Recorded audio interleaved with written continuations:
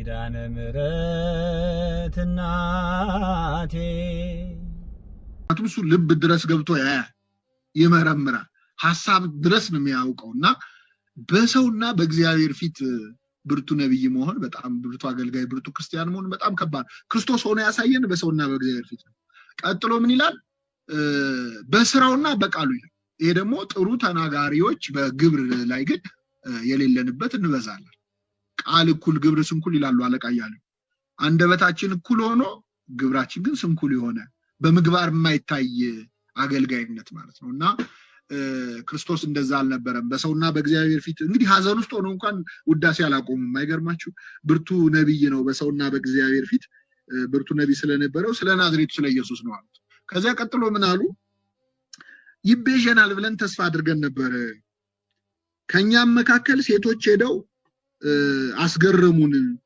ሕያው ነው የሚሉ የመላእክት ራእይ አየን ሲሉ መተው ነበር አሉ እንግዲህ አላመኑበትም ሴቶች ሄደው መላእክትን አግኝተው ተነስተዋል በሉ ተብለው መተው ተነስተዋል መላእክት እንዲህ ብለው ነገሩን ብለው ተናግረዋል ግን አላመኗቸው አንደኛው ምክንያት በዚያን ዘመን የሴት ልጅ ምስክርነት ይናቅ ነበር ስለዚህ አንዱ ማሳያ ከሚጠቀሱ ማሳያዎች አንዱ ይሄ ነው ያው የነሱ ነገር ነው ብለው ግን የሴቶች ብቻ ስለሆነ አይደለም ደግሞ ሐዋርያቱም ደግሞ ሄደው አጡት ይላል አላመኑበትም ራእይ አይተናል መልአክ አይተናል አሉ ግን አልሆነም ብለው በተስፋ መቁረጥ እንደው ተስፋ መቁረጣቸው በጣም የሚያሳዝን ቢሆንም እንደው በወቀሳ መልክ የሚነሳ ቢሆንም እኔ አሁን ላለንበት ዘመን የኤማውስ መንገደኞች እንደው በጣም ጥሩ ነገርም አላቸው አለማመናቸው ውስጥ ደግሞ ሴቶች መተው ራእይ አይተናል ብለው ነገሩን ብለው ግን ወዲያው ደግሞ ለመወሰን አልቸኩም አሁን ባለንበት ዘመን ቢሆን አንድ ሰው ዩቲዩብ ከፍቶ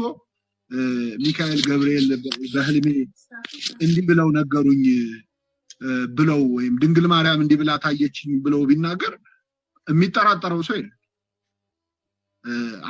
እስቲ ንስማት እየተባለ ያየን ነው በየዘመናችን ይሆነ ያለው አንዴ ድንግል ማርያም አናገረች አንዴ ቅድስት አርሴማ አንዴ ቅዱስ ሚካኤል ንስሐ አባት ያስፈልገኝም እኔ ሚካኤል ነው ንስሐ አባቴ እንደዚህ ነው ሚልኮ ደፋሮች ሞልተው በዛ ዘመን ግን አርዴት ሴቶች መላእክትን አይተን መጣን ይያሏቸው አለማመናቸውን እንደው ብንወቅሰው ደግሞ ለውሳኔ አለመቸኮላቸው እንደው ሳናደንቃናልፍ እና ይህን ጊዜ ጌታ እናንተ ማታስተውሉ ነቢያት የተናገሩትን ሁሉ ልባችሁ ከማመን የዘገየ አላቸው ክርስቶስ ይህን መከራ ይቀበል ዘንድ ወደ ክብሩ የሚገባ ዘንድ ይገባው የለምን ከሙሴና ከነቢያት ሁሉ ጀምሮ ስለርሱ በመጻሕፍት የተጻፈውን ተረጎመላቸው ነቢያት ሁሉ የሚያወሩት ስለሱ እንደሆነ ያዳም መፈጠር ከጎኑ ከአጥንት ሔዋን መፈጠሯ ክርስቶስ በመስቀል ላይ ከጎኑ በፈሰሰ ውሃ ቤተክርስቲያን መፈጠሯ መሆኑ እያንዳንዱ የነቢያት ታሪክ የክርስቶስ ታሪክ መሆኑ ከሙሴና ከነቢያት ጀምሮ ሙሴ ራሱ የክርስቶስ ምሳሌ ነው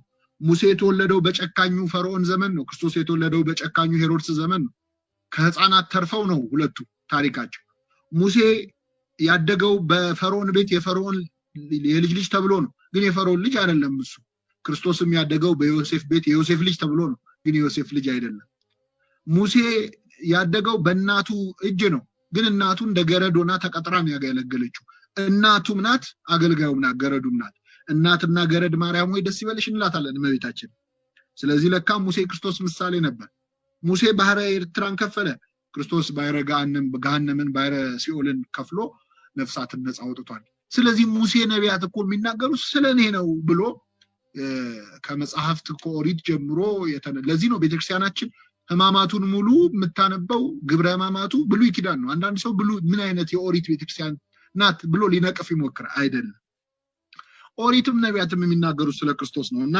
ያንን አበራራላቸው ተረጎመላቸው ከዚያ በመጨረሻ ወደ ሰፈር ሲደርሱ ወደ መንደር ሲደርሱ ይላል ሩቅ መሄድ መሰላቸው ይላል እናም ከኛ ጋር እደር ማታ ቀርቧልና ቀኑም ሊመሽ ነው እግዚአብሔር በእውነት ከሁላችን ጋር በቸርነቱ ይደርልን አሁን ከኛ ጋር እደር ማለት ያለብን ሰዓት ነው ክርስቶስን ወደ ቤታችን መጥራት ክርስቶስን በቤታችን ማክበር ማስተናገድ የምንችልበት አሁን ቤተክርስቲያን ሄደን መገልገል መጸለይ ባለመቻላችን ምን ያህል ከባድ እንደሆነ ግልጽ ነው ቤተክርስቲያን ተዘግታ አታውቅም እኛ እንግዲህ እንደምታውቁት የኢትዮጵያ ቤተክርስቲያን የኢትዮጵያ ምዕመናን የተዘጋ መቅደስ አናስታውስ እንኳን በአገራችን በሌላ ሀገር ሄደን በብዙ ገንዘብ ተከራይተን ተለማምጠን አናስታጉልም ጸሎቱን ቅዳሴውን ኪዳኑንና ተዘግቶ ማየት በጣም ከባድ ነው። እግዚአብሔርን ቀን በቸርነቱ ያሳልፍልን።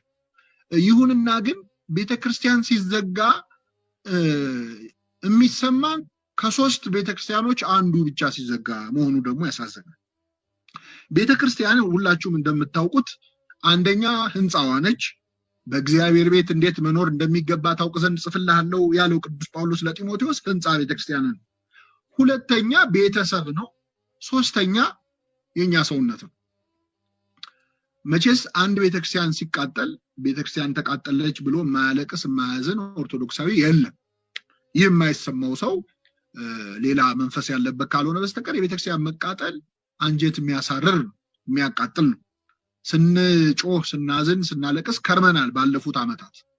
እሱ ደኛው አንድ ምእመን ግን ሃይማኖቱን ክዶ ወደ ሌላ እምነት ሲገባ ቤተክርስቲያን ተቃጠለ ብሎ አያዝንም። አንድ ሰው በሱስ ሰውነቱ ተበላሽቶ ሲፈርስ የዛን ያህል አናዝንም። ለምን? የተዘጉ ሌሎች አብያተ ክርስቲያናት እንዳሉ ካለ መረዳት። መቼስ ይህ ጉባኤ ማህበረ ቅዱሳን ጉባኤ ነው። ማህበረ ቅዱሳን እንደምታውቁት በታሪኩ ህንጻ ቤተክርስቲያን የመገንባት ፕሮጀክት ኖሮት አያውቅም። ለምን? ሰው ሲሰራ ያ ሰው ቤተክርስቲያን ይሰራል የሚል አስተሳሰብ ስላለ ማለት ነው። ከነብፁዕ አቡነ ጎርጎርዮስ ጀምሮ የመጣ ድንጋይ ከመስራት ሰው መስራት በኋላ ሰው ያንን ድንጋይ ሊገነባው ይችላል የሚል አስተሳሰብ ማለት ነው። በዚህ ምክንያት ብዙ ዋጋ ከፍለናል።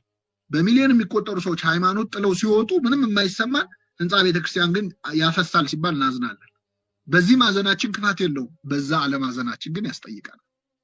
አንደኛው ቤተክርስቲያን፣ ሁለተኛው ቤተክርስቲያን ቤተሰብ ነው። ሶስቱም ውስጥ ካህን አለ። ቤተክርስቲያን ውስጥ ቀሳውስት አሉ፣ አባቶቻችን የሚቀድሱ የሚያወድሱ የሚያጠምቁ ምዕመናንን በጥምቀት የሚያከብሩና ልጅነት የሚሰጡ የሚወልዱ አሉ። የመጀመሪያዎቹ ቀሳውስት ካህናት እነሱ ናቸው። ሁለቱ የቀሩት መቅደሶች ካህን አለ ወይ? አዎ አለ። እዚህ በጴጥሮስ መልእክት ላይ ሁሉም ካህን ነው የሚለውን የህዝብ ካህናት ትሆኑ ዘንድ የንጉስ ካህናት ትሆኑ ዘንድ መርጧቸዋል የሚለውን ቅዱስ ዮሐንስ አፈወርቅ ሲተረጉም ምን ይላል? አንተ ለሰውነት ካህን ነህ ይላል።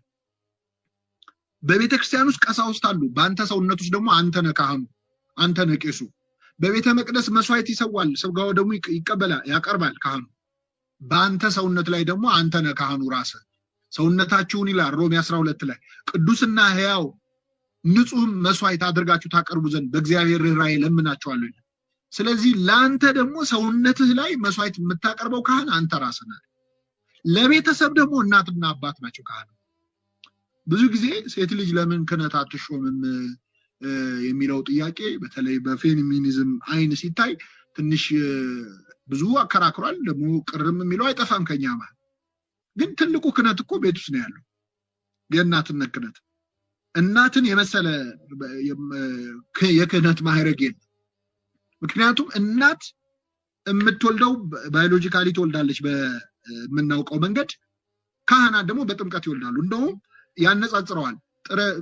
በላብሽ በወዝሽ በማን ነው በምጥ በጋር ትወልጃለሽ ብሎ በሔዋን ላይ የፈረደውን ፍርድ ሊቃውንት ሲተረጉሙት አንድ ለሔዋን ነው፣ ሁለተኛ ለመምህራን ይላል። በቀሳውስት ለአባቶች በምጥ ትወልዳለህ ማለት በጭንቅ መከራ ተቀብለው ወንጌልን አስተምረው ምዕመናንን በጥምቀት ይወልዳሉ ማለት ነው።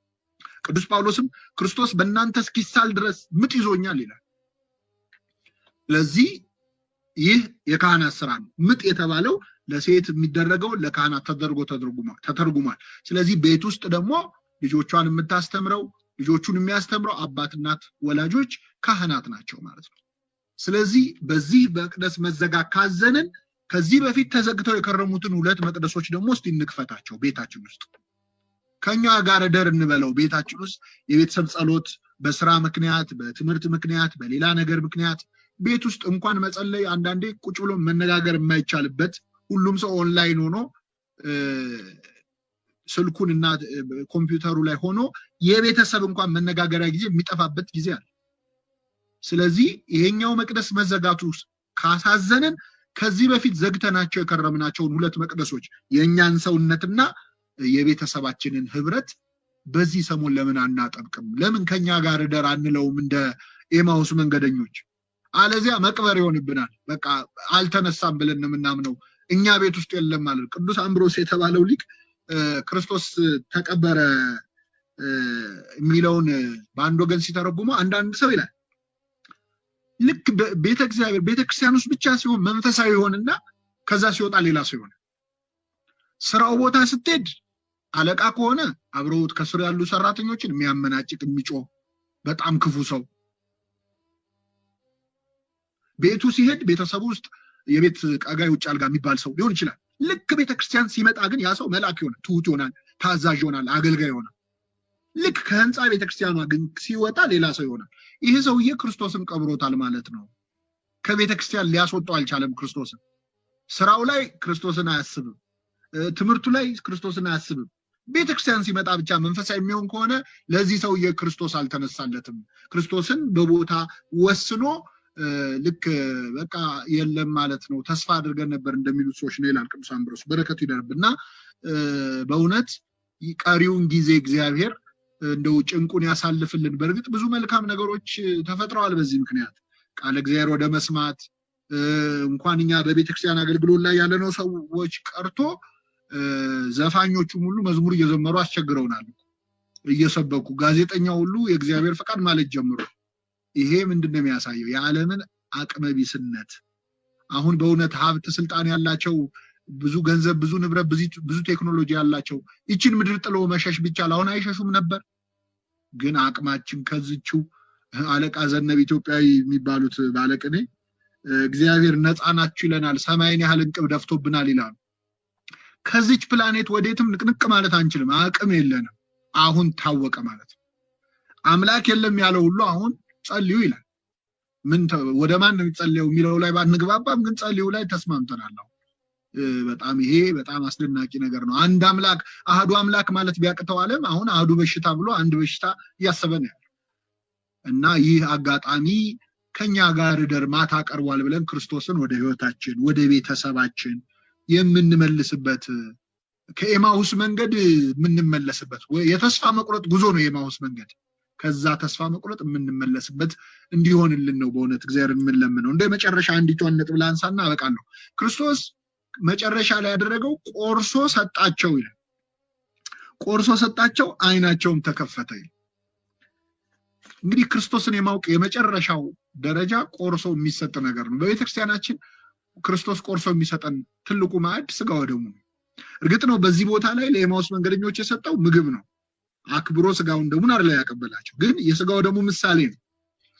ቆርሶ ሲሰጥ ዛሬም በቤተክርስቲያናችን ምግብ እንኳን ስንበላ በረከተ አብ ወወልድ ወመንፈስ ቅዱስ ብለን እንሰጣጣለን፣ ወይ ደግሞ በእንተ ማርያም በእንተ ኢየሱስ በእንተ ሚካኤል ያንን እንሰጣጣለን። ከክርስቶስ እንዳየነው ቆርሶ ሲሰጣቸው አይናቸው ተከፈተ። እግዚአብሔርን የማወቅ ከተስፋ መቁረጥ የመውጣት የመጨረሻው መንገድ አንድ ንስሐ ነው፣ ሁለተኛ ወደ ክርስቶስ ስጋና ደም መቀበል ነው። ያኔ አይናቸው ተከፈተ ይላል። አወቁትም ተሰወራቸውም ይላል። ይህንን ሊቃውንቱ ሲተረጉሙት ስጋዬን የሚበላ ደሜን የሚጠጣ እኔ በእርሱ እኖራለሁ እርሱ በእኔ ይኖራል ብሏል ክርስቶስ።